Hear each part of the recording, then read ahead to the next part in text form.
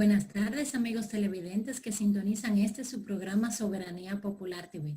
Gracias por preferir este espacio como cada viernes y nosotras comprometidas y con el propósito de orientar a toda la ciudadanía de las novedades en el ámbito jurídico y llevando a ustedes todas las informaciones de interés. Agradeciendo ya a todos ustedes por todo el contacto que hacen cada semana, indicándonos sobre qué tema quisiera que tratemos en su programa, y la verdad que nos hacen sentir muy felices y comprometidas cada día para manejar con ustedes el mejor de los contenidos. Buenas tardes, doctora Marilis Durán. Muy buenas tardes, querida Rosy Escoto y queridos amigos televidentes que como cada viernes nos reservan esa presencia para sintonizar a Soberanía Popular TV. Rosy, esta semana las pymes están contentas, están, vamos a decir, esperanzadas, porque se ha destinado una cantidad importante para lo que es el financiamiento, tomando en cuenta de que los sectores que más van a ser favorecidos con esas facilidades de la liberación de 5.000 millones de pesos a través de la institución del Estado, que es el Banco de Reservas, pues estará destinado primero a lo que es la producción agrícola, turismo, construcción y también entre otros renglones como han anunciado. De modo tal que nosotros esta semana tenemos un programa que va muy acorde con lo que son esas facilidades. Porque lo primero es, doctora, que antes de uno pensar en un préstamo, es tener la documentación al día, la documentación adecuada, acorde, como dice la ley, para poder llevar esos documentos a las instituciones bancarias para poder optar por un préstamo. Es decir, que hoy tenemos un programa, señores, que vamos a hablar de lo que es el registro mercantil, lo que es la importancia de la formalización, y justamente esa es la columna vertebral de lo que tiene que ver con las MIPYMES. De modo tal que hoy tenemos un invitado de lujo, doctor, el doctor Santiago Mejía, que es el registrador mercantil de la Cámara de Comercio y Producción de Santo Domingo. Así que hoy prometemos un programa de lujo, ¿verdad que sí, doctora? Así es, doctora, y nosotros hemos venido siempre orientando a nuestros televidentes en el sentido de la importancia de la formalización. En medio de todo este tema de la pandemia y todos los beneficios que a través de los diversos programas que el gobierno dominicano puso en beneficio tanto de los trabajadores como de los empleadores, nos hemos dado cuenta de la importancia de lo que es la formalización. Y qué bueno que nosotros estamos hoy en compañía de este invitado de lujo, el registrador mercantil de la Cámara de Comercio y Producción de Santo Domingo, el doctor Santiago Mejía Ortiz, con quien vamos a desmenuzar todo lo concerniente a lo que es el registro mercantil, las funciones, sobre los distintos tipos de sociedades y sobre todo y de manera muy particular, los beneficios de estar formalizados. ¿Cómo podemos formalizarnos? Porque sin estar en orden, doctora, sabemos que ni siquiera podemos accesar a lo que son los préstamos blandos ni ninguno de los beneficios que pueden poner a facilidad o en facilidad para las MIPYMES. Así que la verdad que somos muy bendecidas y ustedes, nuestros televidentes, por igual. Bueno, luego de la pausa, ya lo dijo la doctora. Volvemos con el doctor Santiago Mejía.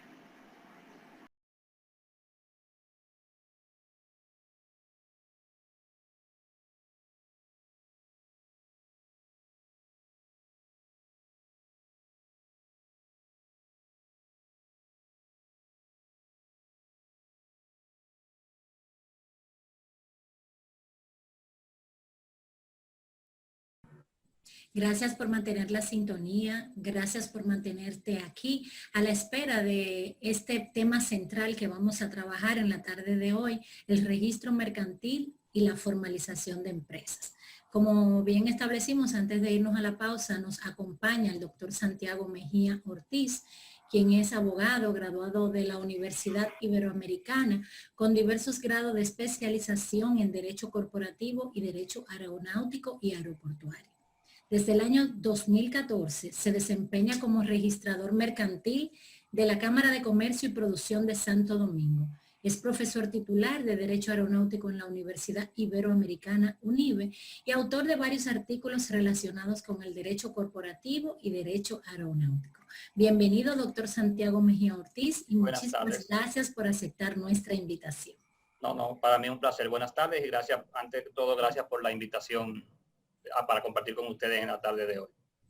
Pues de verdad que nos sentimos, como dice nuestra compañera, bendecidos con su presencia. Doctor, cuando hablamos de registro mercantil, este es un programa que se caracteriza que, a pesar de tener un contenido jurídico, siempre tratamos de hacer lo más llano posible para que nuestra población y sobre todo el sector pymes, las MIPYMES, pues puedan entender a cabalidad el contenido. Y cuando hablamos de registro mercantil, ¿de qué estamos hablando, doctor? ¿Qué ley nos regula? ¿Cuál es el beneficio de estar matriculado en una cámara de comercio? Sí, mira, a nivel de base legal, pues la ley que rige el registro mercantil que lo instituye es la ley 3-02 del 2002, que instituye la figura del registro mercantil y que ha venido y ha sido reforzada por la ley de sociedades, la 479-08, sus modificaciones de la 3111 y su legislación complementaria. Esa es más o menos la base legal que regula la operación y funcionamiento del registro mercantil. Entonces, pero sin embargo el registro no es más que, para ponerlo llano, como ustedes bien dicen, es el acta de nacimiento de la empresa. Es lo mismo que para una persona, un individuo, tener un acta de nacimiento, es el registro mercantil para las sociedades comerciales. Es el documento que le da la personalidad jurídica conforme a la ley y el que, a raíz del cual nace la personalidad jurídica y la figura de la sociedad. Hay una definición mucho más estructurada y jurídica en la ley de 302, como dije, que se refiere a la inscripción y matriculación de todas las personas comerciantes o empresas, personas jurídicas que se dedican habitualmente al comercio, donde tienen que inscribir y registrar toda su documentación corporativa del ejercicio de su comercio. Pero en pocas palabras es el acta de nacimiento de las empresas. Muy bien, doctor Santiago, cuando hablamos, por ejemplo, de empresas, que hablamos de pequeñas, medianas, grandes empresas, ¿cuáles empresas tienen que tener registro mercantil? Las empresas todas tienen que tener registro mercantil, independientemente de que se clasifique o no se clasifique como pyme, MIPYME o microempresa. Deben tener, para operar legalmente, debe tener un registro mercantil válidamente otorgado por la Cámara de Comercio, que jurisdiccionalmente sea la competente según el domicilio de la sociedad. Sin eso, según la propia ley de sociedades, las sociedades comerciales no existen y no tienen personalidad jurídica para actuar frente a terceros ni en el comercio a nivel nacional o internacional. De ahí la importancia, como decían al principio, de estar formalizados. O sea, la formalización, si bien da acceso a mercados financieros formales, como las facilidades que está dando el Estado ahora mismo para ayudar a las pequeñas empresas con la pandemia del COVID-19, también le permite a las empresas acceder a recursos técnicos y tecnológicos que sin estar formalizados no les fuera posible tener acceso, pero también le da la garantía jurídica a los terceros que hacen negocios con esas sociedades de que éstas están en cumplimiento de la ley. Y para los propios socios también, hay algo que la gente pierde de vista, los propios socios se benefician de estar formalizados porque así no comprometen su patrimonio personal en sus operaciones comerciales, porque interviene la figura de la empresa, que es la que es socialmente responsable frente a los terceros. Muy bien. Los requisitos para poderse matricular en la Cámara de Comercio o en cualquiera de que esté en nuestro país, ¿cuáles son los documentos principales que requiere el registro para poder expedir ese registro mercantil? Sí, fíjate, los documentos van a depender del tipo de empresa. Debemos empezar diciendo que la propia ley de sociedades establece cuáles son las sociedades comerciales reconocidas legalmente en el país. Tenemos la empresa individual de responsabilidad limitada, que es una empresa de un único socio, es una persona que es la persona que ejerce el comercio. Están las sociedades de responsabilidad limitadas, las SRL, que tienen que tener un mínimo de 2 socios y hasta un máximo de 50. Y están los tipos societarios de la SA que es la sociedad anónima, y la sociedad anónima simplificada, que ya puede ser una estructura un poco más compleja. Entonces los requisitos van a depender del tipo societario. El más común, el más usado por las pymes y las MIPYMES, es la SRL. La SRL, por disposición de la ley, para su constitución solamente es necesario la adopción de unos estatutos sociales suscritos entre los socios y dotarse de su registro mercantil y posteriormente ya el resto de las organizaciones. Pero para su constitución basta y sobra con la voluntad de los socios mediante unos estatutos sociales. Cuando hablamos, por ejemplo, doctor, de empresas, que siempre usted refiere, empresas, cuando una persona física, a título personal, realiza operaciones comerciales, tiene trabajadores a su cargo, ¿debe tener registro mercantil o no funciona el registro mercantil para personas físicas? Sí, el registro mercantil, hay un registro mercantil de personas físicas. Anteriormente, las personas físicas que ejercían el comercio a título personal se inscribían en la DGI con su cédula como RNC. Tenían un RNC, pero no tenían registro mercantil. Ya recientemente, a raíz de la promulgación de la ley, sí, las personas físicas deben estar dotadas también de un registro mercantil, obviamente de un proceso mucho más simple de matriculación, simplemente llenando un formulario y mostrando su cédula de identidad, se le da un registro mercantil de persona física y de ahí va a DGI a solicitar su RNC. Pero también debe tener su registro mercantil. Muy bien. Doctor, cuando nos referimos, por ejemplo, a las empresas, vemos con mucha frecuencia en el mercado una empresa que tiene un nombre, pero luego uno lo identifica con otro. ¿Cómo se maneja eso ante la Cámara? Lo que tiene que ver con el nombre comercial, la denominación comercial. ¿Cuál es la diferencia? ¿Qué requiere la Cámara para que justamente pueda un usuario? La pregunta es muy buena, muy atinada y es algo muy relevante. Me alegro que la haya traído sobre la mesa porque es algo que la gente se presta a mucha confusión. Lo que es el nombre comercial con la denominación social o la razón social. La ley de sociedades, desde anteriormente a la ley, desde el Código Civil, la parte del Código de Comercio, establecían lo que era denominación social y razón social, que es el nombre de la sociedad per se, de la empresa. O sea, ese es el real nombre comercial de la empresa, su denominación social. Ya el nombre comercial es el nombre con el cual opera o figura en el comercio. No necesariamente tiene que ser el mismo.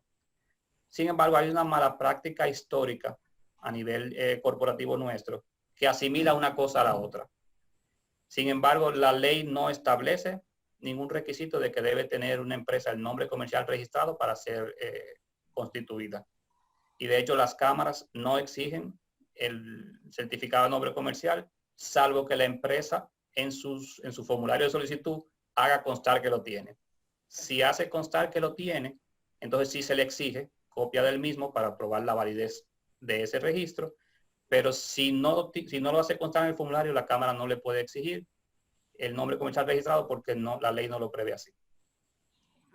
Hay muchos casos, por ejemplo, tenemos el caso de Coca-Cola, para poner la marca por excelencia que es de ejemplo en todos los temas de propiedad intelectual. Coca-Cola es una marca, es un nombre comercial, pero no es la denominación social con la cual opera la sociedad. La sociedad tiene un nombre jurídico que no es ese nombre comercial. Y ahí radica la diferencia. Es una mala práctica jurídica histórica nuestra.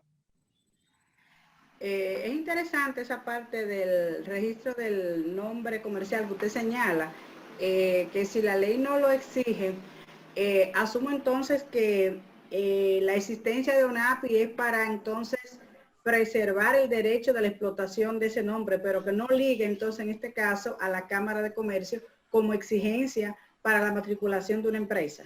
Así es. La necesidad de la empresa de proteger su patrimonio intelectual sí es válida, o sea, tiene todo el derecho de registrarlo, así como registra las marcas, registran los logos, registran los eslogans. Esos son sus derechos intelectuales que tienen todo el derecho del mundo, valga la redundancia, de protegerlos. Porque su patrimonio, si el negocio va bien, pues va a adquirir un valor extraordinario. Sin embargo, no es un requisito para que la sociedad esté debidamente constituida. Bueno, lo que pasa que ahí, doctor, si yo tomo y parto de esa realidad jurídica, hago mi compañía, la registro en la Cámara de Comercio, pero resulta que me puedo encontrar que en DGI pueda que coincida una empresa con el mismo nombre.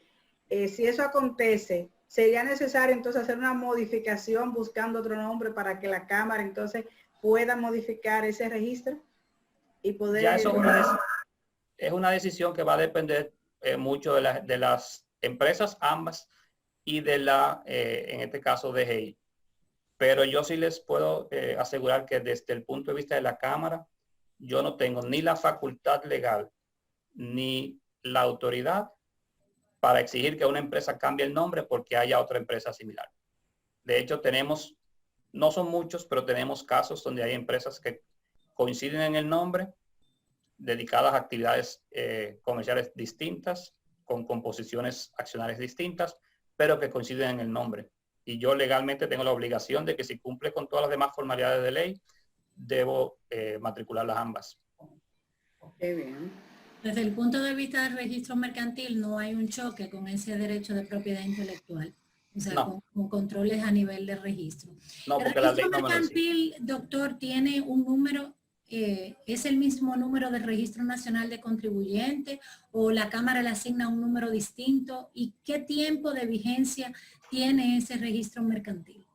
Sí, el número de registro mercantil es distinto al RNC. Es un número igual cronológico y sucesivo y consecutivo.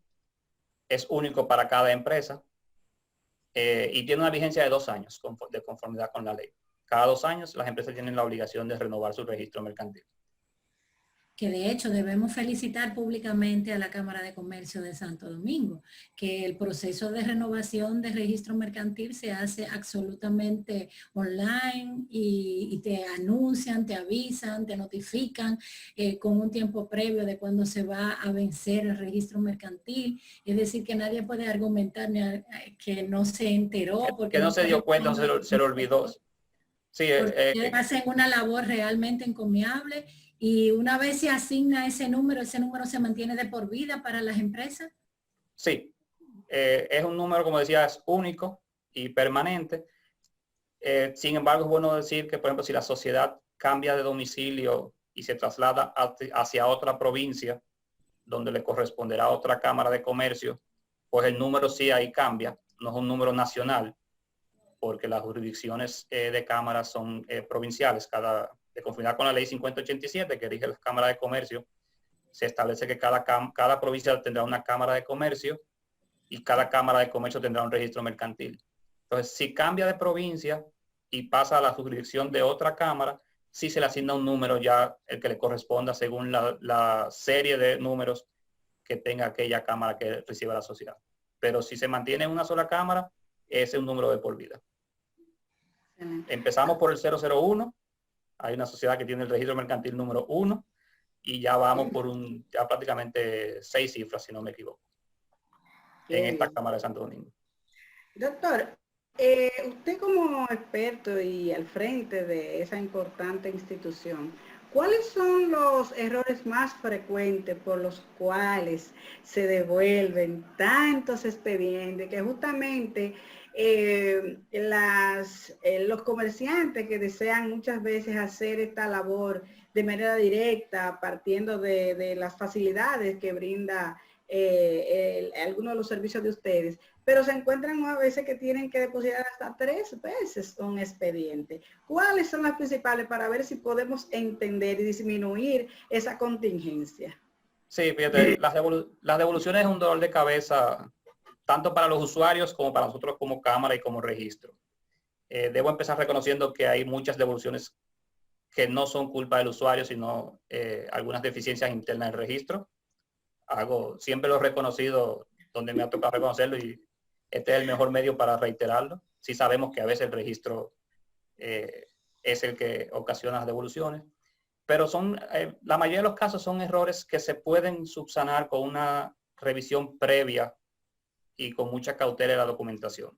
O sea, son errores tan fáciles como una discrepancia en que la nómina tiene una fecha y el acta que a la cual acompaña tiene otra distinta. O le ponen una hora que no es a la nómina o al acta. A veces el acta dice en el encabezado una fecha y en el preámbulo dice otra fecha distinta. O sea, hay contradicción en el mismo documento.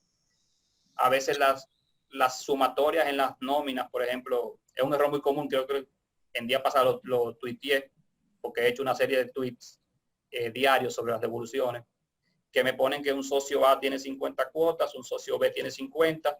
Entonces, cuando llega el total de cuotas, dice 120. Entonces, por más abogados que seamos, nunca 50 y 50 van a las 120. Claro. Entonces, hay muchos errores que son así, que con una revisión previa a la documentación se puede hacer. Ya los de criterios son más difíciles, o sea, que el registro tenga un criterio de interpretación de la ley y el usuario otro, pues obviamente ese sí ya va a ser un poco más difícil de equilibrar. Pero muchas devoluciones es quizá por la prisa del usuario resolver de inmediato su transacción y no sentarse a leer. Y tendríamos que hacer todo un documental de causales, porque creo que en un solo programa no nos va a dar.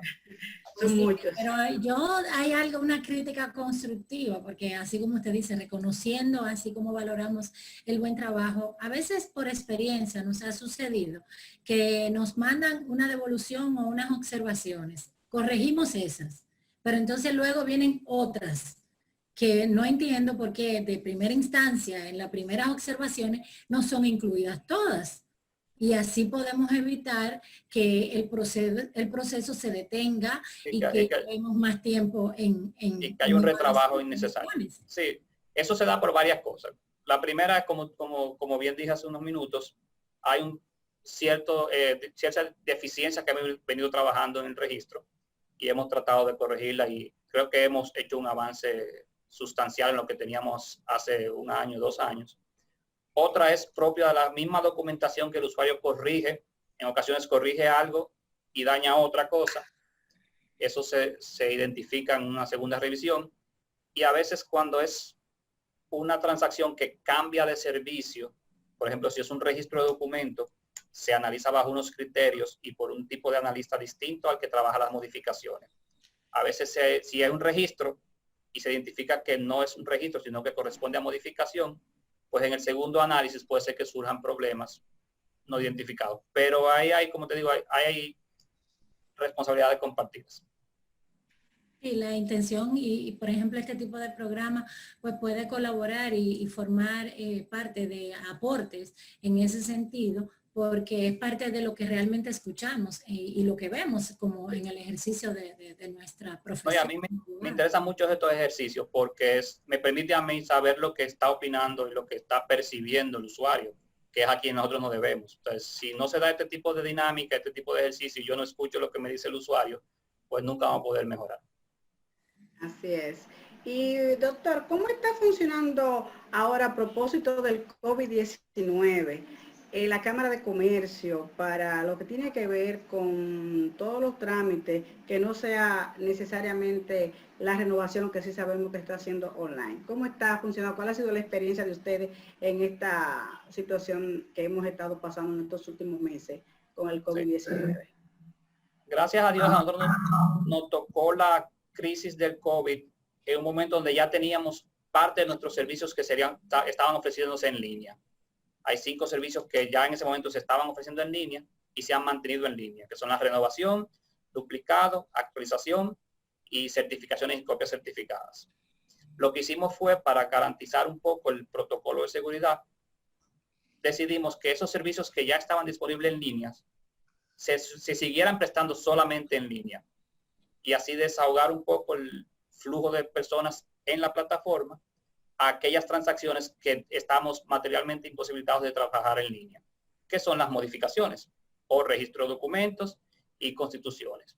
Entonces, aún en ese grupo de transacciones que sí son presenciales, entonces establecimos un servicio de citas para limitar el acceso de personas durante el día y para limitar la cantidad de personas que estaban en un mismo momento en la plataforma. Entonces, ahí hicimos la distinción. Lo que era en línea se tenía que hacer obligatoriamente en línea para descongestionar la visita de usuarios, y para los que venían presencial se estableció el mecanismo de citas también para garantizar el protocolo de seguridad. Y las personas se han ido adaptando a ese orden establecido así por... Sí, gracias a Dios el registro goza de unos usuarios muy comprensivos y que son usuarios frecuentes, siempre son los mismos usuarios que nos visitan, son asiduos y son muy comprensivos y muy colaboradores en cuanto a este tipo de medidas. No tengo quejas de los usuarios realmente. Muy bien. Señores, tenemos que irnos a una pausa y antes queremos dejar una pregunta en el aire al doctor. ¿Qué pasa cuando en mi empresa fallece uno de los socios? ¿Qué pasa con esos herederos? Luego de la pausa, volvemos.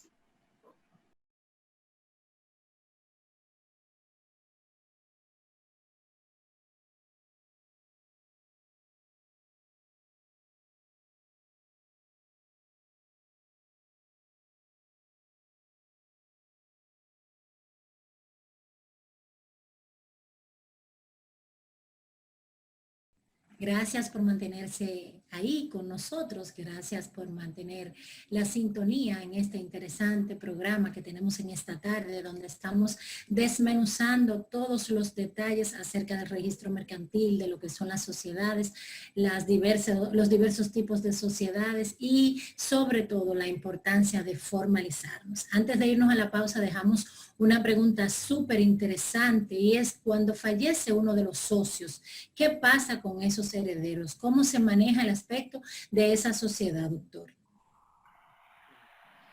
La pregunta, igual que la anterior, es una pregunta muy buena. Es una de las cosas que más, o uno de los aspectos que más difícil se hace para equilibrar el criterio del usuario y el criterio del registro mercantil.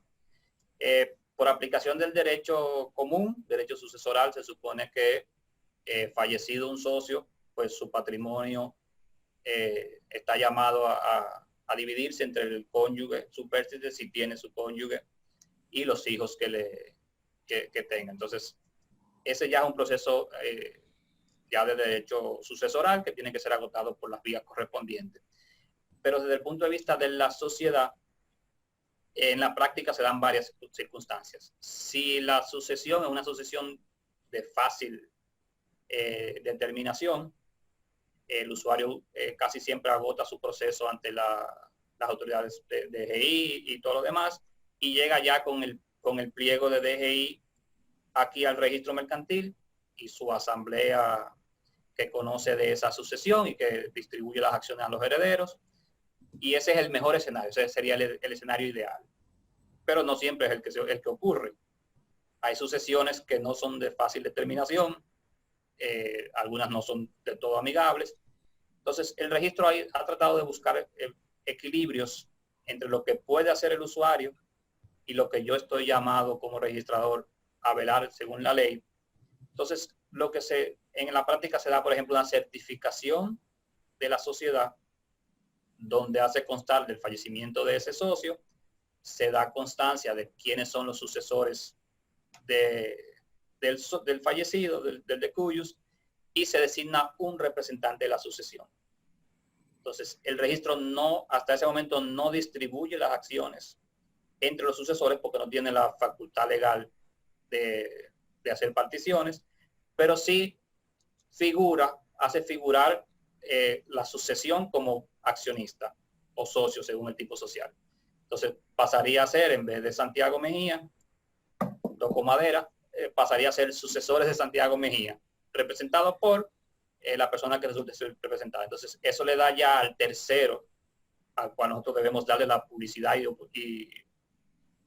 información necesaria, le da ya al tercero la información de que hay una sucesión de esa persona fallecida, que está todavía indeterminada, pero que ya tiene la información oficial del registro de que está en curso.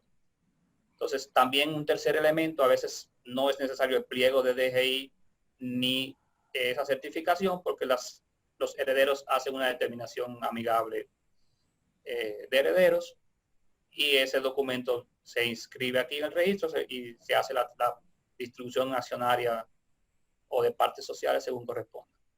Pero es uno de los temas más complejos realmente, las sucesiones. Ay, perdón. Esto es en vivo, como dicen.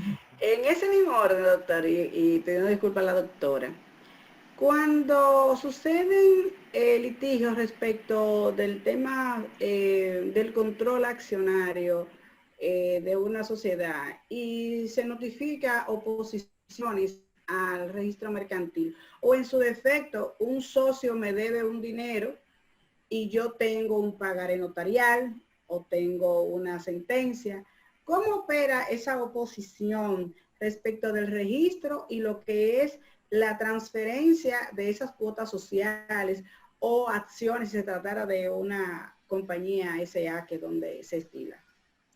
¿Opera o no opera el traspaso? De nuevo, excelente pregunta. Se ve que ustedes hicieron su tarea bastante bien sobre los temas delicados del registro, porque es otro tema también que de hecho recientemente fue objeto de artículos de opinión en dos sentidos opuestos. Pero el criterio que prima a nivel de los registros mercantiles es que el registro no tiene la facultad, y volvemos de nuevo a lo que la ley nos permite y no nos permite, no tenemos la facultad legal de suspender transacciones corporativas. Un tercero notifica, sea una oposición a celebración de asamblea, una oposición a transferencia de cuotas o de acciones, un pagaré, como ustedes dicen, un contrato de prenda, cualquier circunstancia que un tercero notifica al registro, el registro lo único que puede hacer es inscribirlo al dorso del certificado, inscribirlo en el sistema, ponerlo al dorso del certificado para darle la debida publicidad a esa circunstancia. Pero cualquier transacción que recaiga sobre esa sociedad y que cumpla con las formalidades de ley, el registro no puede rechazarla por el hecho de que tenga inscrita al dorso una oposición. Porque no somos, diríamos que no somos juez de esa medida. Excelente. Más o menos por ahí orientada la pregunta cuando hicimos el choque y de hecho también las disculpas, pero es en vivo. Es básicamente con saber si, por ejemplo, el registro mercantil, si yo como una parte interesada y que no formo parte de esa sociedad, puedo yo solicitar informaciones sobre una empresa, tiene el carácter privado o el carácter del registro mercantil es absolutamente público, donde yo quiero saber quiénes son los socios de una empresa, cuál es la distribución accionaria. A través de una certificación que solicito al registro mercantil, ¿puedo yo obtener esas informaciones? Sí, claro. Toda información inscrita en el registro mercantil es pública. Incluso la ley lo dice de manera expresa, que toda información es pública, para lo cual el usuario solamente tiene que completar los procedimientos requeridos para solicitarla. Pero sí, toda información es pública. Todo lo que figure en el certificado de registro mercantil es público. Se pueden pedir no solamente certificaciones sobre esa información, sino copias certificadas de documentaciones registradas en el registro mercantil, y cualquier tercero que agote el procedimiento establecido a tales fines puede obtener copia de todo eso. Lo que sí el registro se reserva, obviamente, es copias de documentaciones que no son propias de la parte corporativa. Es decir, yo no puedo expedir una copia certificada de un registro de ONAPI, como tampoco puedo expedir copia de un recibo de DGI o de una cédula o un pasaporte, porque no son documentos que yo tengo la calidad para certificar. Y por eso, pero si es asamblea, estatutos, nóminas, lista de suscriptores, ese tipo de documentos sí es público para cualquier tercero, sea o no sea parte de la sociedad. Doctor, tenemos todavía, a pesar de que la ley ya tiene varios años, nos encontramos a veces con empresas con inactividad comercial y que por alguna razón los socios deciden activarla, pero resulta que no hay toda la documentación y quieren hacer el proceso de adecuación, de transformación. ¿Usted nos podría explicar la diferencia entre adecuación, transformación y qué pasa con esas empresas que están muchísimos socios, unos han fallecido, otros no se sabe dónde están, pero me interesa utilizar esa empresa. ¿Cómo podemos matricularla? Sí, la diferenciación es sencilla. Y su nombre lo dice, transformación es cuando la sociedad tiene un tipo societario X, obviamente estamos hablando de que es una SA o una C por A, por lo que era lo que existía en su momento, o compañía comandita simple, etcétera, y se va a transformar a otro tipo societario distinto. Casi todas las transformaciones se dieron hacia las SDL. Y ya la adecuación es cuando la sociedad quiere conservar el mismo tipo societario, pero adecuado a la nueva ley. Este es el caso de las que en su momento fueron SA y quisieron mantener el mismo estatus de sociedad anónima, pero ya de conformidad con la legislación nueva. Por eso se llama adecuación. Entonces, obviamente, dice el principio jurídico de que a lo imposible nadie está obligado. El registro es consciente, siempre ha estado consciente de que hay sociedades muy viejas que han pasado de manos a manos y que no toda la documentación puede estar disponible. Entonces, en ese caso, una de las salidas más prácticas y ha funcionado hasta la fecha es un compromiso entre usuario y registro donde se hace una declaración jurada por el presidente de la sociedad, donde hace el recuento histórico de la información faltante o la documentación que falte. Y esa declaración jurada, pues entonces, obviamente tratamos de una declaración jurada, el registro mercantil les reconoce la validez de lo que está declarando esa persona y pues trabaja con esa información. Eso es en ausencia de ciertas documentaciones que pueden subsanarse de esta forma. Muy bien. En adición al registro mercantil, doctor Santiago, ¿qué otro servicio nos ofrece la Cámara de Comercio de Santo Domingo de conformidad a la ley? Sí, la Cámara tiene lo que es el CRC, comúnmente conocido como CRC, que es el Centro de Resolución de Controversias, que es el Tribunal de Arbitraje de Derecho Privado, que es bastante utilizado con mucha frecuencia por los empresarios, un proceso privado de justicia que es mucho más ágil que obviamente que los procesos de la justicia ordinaria. También cuenta con lo que es la firma electrónica o firma digital, que es de conformidad con la ley de comercio electrónico y la resolución de Indotel. La Cámara de Comercio es un ente autorizado emisor de firmas digitales. Se está usando mucho, sobre todo a raíz del COVID. Se ha incrementado la demanda de esas firmas electrónicas, que equivale obviamente a una firma auténtica y original, garantizando obviamente los requerimientos que establece la propia ley. También la Cámara hace rondas de negocios con empresarios y productores locales e internacionales. Recientemente hubo una ronda de negocios con Perú que generó comercio por encima del $1.000.000, lo cual es un logro excelente, yo diría, dadas las circunstancias actuales. Y también la Cámara celebra todos los años lo que es el HOP Cámara Santo Domingo, que es un encuentro empresarial multisectorial. Lamentablemente este año nos vimos forzados a no celebrarlo para garantizar la seguridad de nuestros colaboradores y nuestros usuarios. Pero en fin, la Cámara hace también talleres, sobre todo muy de la mano con las pymes. Hace muchos talleres y cursos enfocados a pymes. El servicio de ventanilla única, doctor, para que los usuarios conozcan, permanece en la Cámara. ¿Cuál ha sido el porcentaje, si pudiéramos decir, de aceptación de la población de lo que es la ventanilla única? Sí, la Cámara es parte del proceso de Formalízate. Es una cadena de procesos, una cadena de entidades, empezando por ONAPI. En primer lugar está ONAPI, luego está la Cámara, luego la Cámara le sigue la DGI, TCS, Ministerio de Trabajo, y así van agotándose otros procesos. Por ejemplo, Proindustria también está ya casi enganchándose a lo que es Formalízate. Sin embargo, la aceptación y el uso todavía sigue siendo muy por debajo del que se esperaba, del que se espera y del que se quiere. Yo diría que todavía no estamos, no hemos roto la barrera del 80-20, es decir, que del 100% de matriculaciones, todavía el 80% sigue haciéndose presencial en las diferentes cámaras y todavía el 20% sigue siendo por el portal de Formalízate. Ahí tenemos un buen trabajo por delante todavía.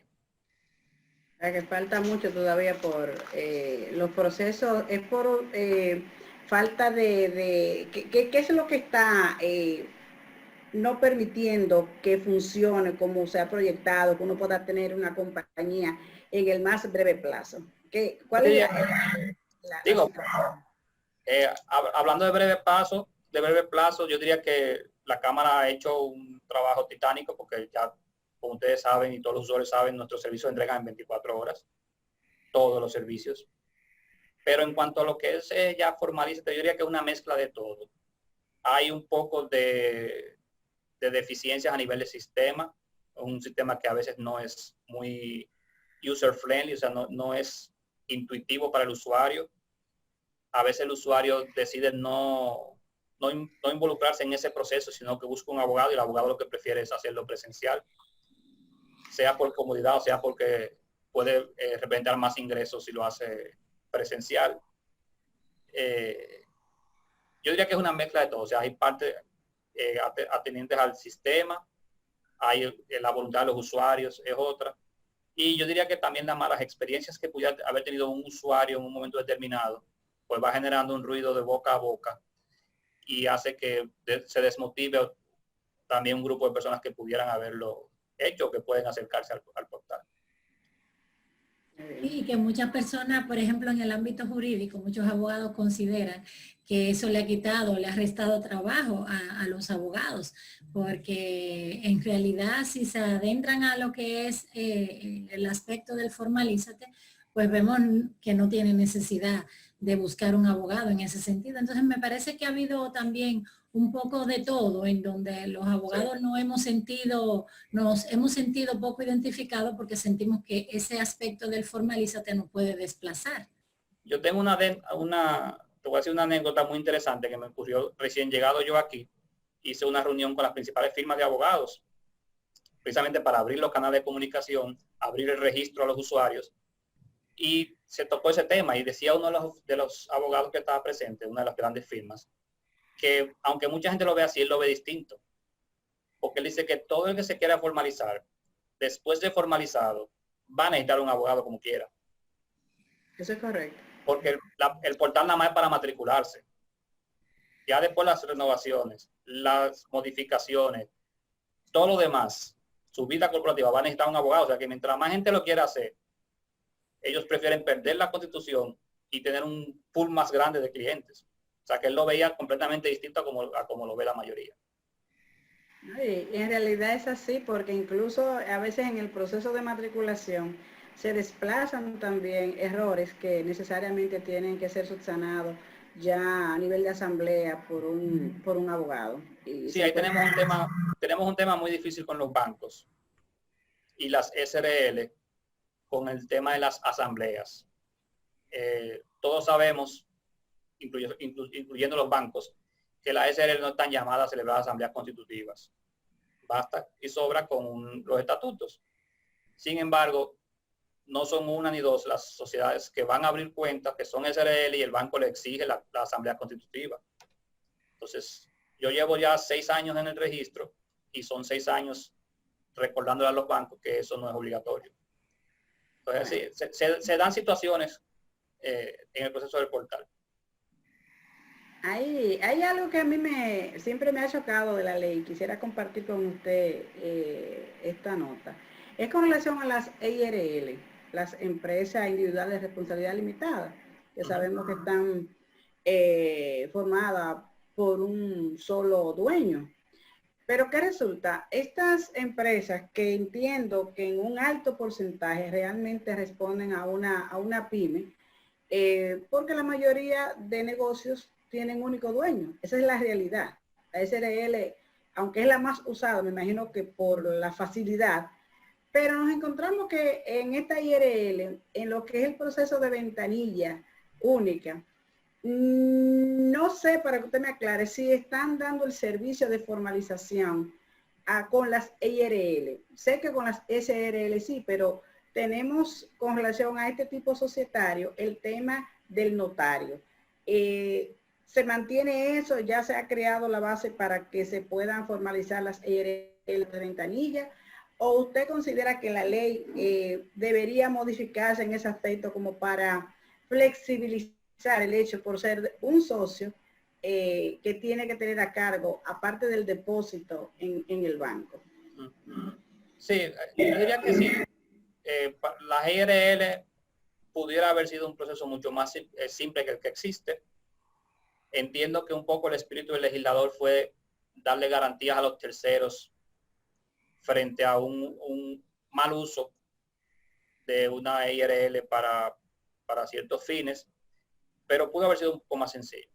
En cuanto al portal, sí, actualmente Ventanilla Única funciona para SRL, IRL y personas físicas. O sea, está disponible. En caso del poder, se sube como se suben los demás documentos a la plataforma y es analizado y validado igual que los demás. O sea que sí es posible. Okay. Entonces, ¿pudieron subsanar el tema del notario, que se hace obligatorio, el tema del acto auténtico, que recoge el tema del estatuto? Como quiera tiene que hacerlo, pero ya lo puede subir escaneado el acto. O sea, no tiene que venir el acto original aquí. Pero sí, como quiera tiene que escanear. Tiene que hacerlo y sobre todo utilizar la figura del notario. Exacto. Porque la Cámara no puede eliminarle un requisito de ley, lo que sí puede es facilitar el cómo la Cámara utiliza ese documento. Que es lo que la Cámara ha venido haciendo. O sea, es un poco flexibilizar cómo uno interpreta o cómo uno utiliza lo que la ley hace obligatorio. Okay. Hay una parte muy que es muy cuestionada, doctor Santiago, y es el aspecto de que, por ejemplo, cuando hablamos de una SRL, que su sigla significa Sociedad de Responsabilidad Limitada, y por ejemplo yo tengo un proceso legal en contra de una empresa, sin embargo yo tengo una condena, o sea, tengo un proceso legal en contra de uno de los socios, por así decirlo, y yo quiero hacer una ejecución contra esa empresa de la cual es Pedro Martínez, por un nombre cualquiera, es accionista o es socio. ¿Hasta qué punto el hecho de tener la responsabilidad limitada pudiera esto limitar la responsabilidad de ese socio frente a cualquier ejecución? Fíjate, eso podemos analizarlo desde dos puntos de vista. Si el proceso es contra el socio, obviamente tú no puedes ir contra la sociedad por más de lo que el socio participe en ella. Es decir, tú le puedes exigir a la sociedad que te responda por su socio hasta el porcentaje de su participación, y por eso se llama responsabilidad limitada, porque el socio nada más compromete hasta el porcentaje de su participación. Ya si tú vas contra la sociedad, igualmente tú demandas a la sociedad, pero puedes demandar a su vez a los socios para que respondan por ella, pero siempre manteniendo el límite de lo que es la proporcionalidad de la participación de ese socio. Pero puede hacerlo, porque la sociedad debe responder, o sea, él puede responder con su patrimonio completo, el cual incluye la participación en esa sociedad. Doctor, hasta su porcentaje. Excelente. ¿Como cuántas empresas tiene la Cámara aproximadamente matriculadas al 2020 aproximadamente? Nosotros tenemos la Cámara de Santo Domingo, ya estamos rondando las 200.000 empresas matriculadas. Estoy contando, me imagino, las que inicialmente ustedes matricularon antes de la creación de la Cámara de Comercio de la provincia, ¿verdad? Sí. Sí, en total tenemos aproximadamente, ya vamos cerca de las 200.000 empresas. Okay. Esas empresas que se matricularon originalmente en la Cámara de Santo Domingo y luego de la creación de la Cámara de la provincia, ¿tienen que hacer el proceso de cambio de domicilio a los fines de que sea la Cámara que le compete poderse matricular en la Cámara correspondiente? No, al momento de que se puso en funcionamiento la Cámara de la provincia, se hizo un procedimiento administrativo donde el Cámara Santo Domingo remitió a la Cámara de la provincia todas las sociedades que por domicilio le correspondían a la provincia. Se le pasaron todos los documentos, todos los archivos, toda la data y se migró toda esa información. O sea, fue un proceso administrativo donde el usuario no cargó, por decirlo así, con el fardo de ese proceso. Perfecto. Muy Nosotras, interesante. doctor, estamos llegando al final. La verdad que el tiempo en televisión, doctor Santiago Mejía, es sumamente traicionero y sobre todo cuando estamos trabajando con temas tan interesantes y que se nos quedan millones de preguntas. Nosotros siempre decimos con nuestros invitados que nos sucede lo que nos ha pasado. Tenemos el compromiso de volverlo a invitar y usted el compromiso de volver a decirnos que sí. Siempre que quieran. Para mí siempre es un placer estar cerca de los usuarios, escuchar a los usuarios y que los usuarios se sientan representados con nosotros. O sea que para mí un placer. Excelente.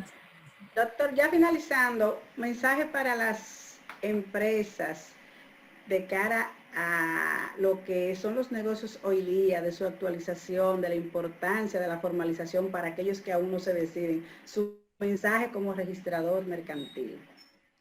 Es sencillo. Hay muchas opciones de crecimiento, tanto a nivel financiero como técnico y tecnológico, pero no van a poder tener acceso a ellos si no se formalizan. O sea, que se formalicen, sobre todo es una obligación de ley, tampoco es algo que es facultativo, o sea, es obligatorio por ley, y le va a abrir todo un mundo de posibilidades a las pymes. Bueno, señores, hemos llegado al final, doctora. Feliz viernes para todos.